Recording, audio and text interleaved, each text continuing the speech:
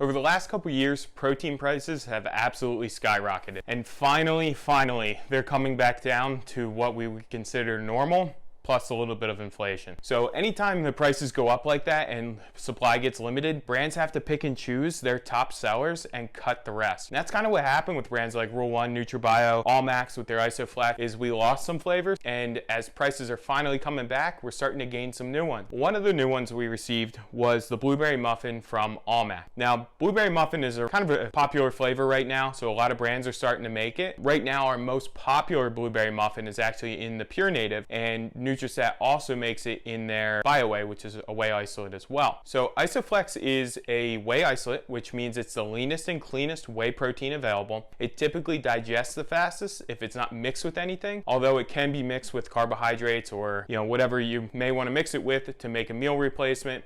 Some people will mix protein into food items, especially with some of these weird flavors.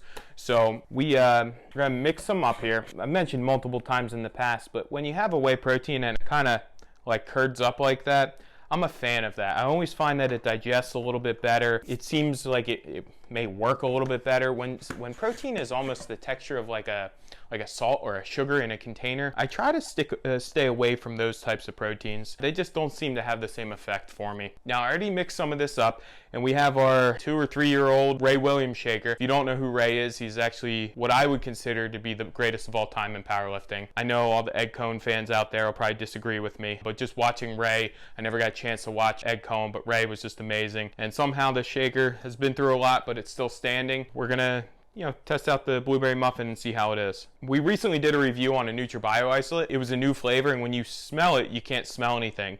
With this, you can definitely smell the flavor. It smells a little strange. It smells like blueberry, but maybe like a blueberry yogurt or something like that.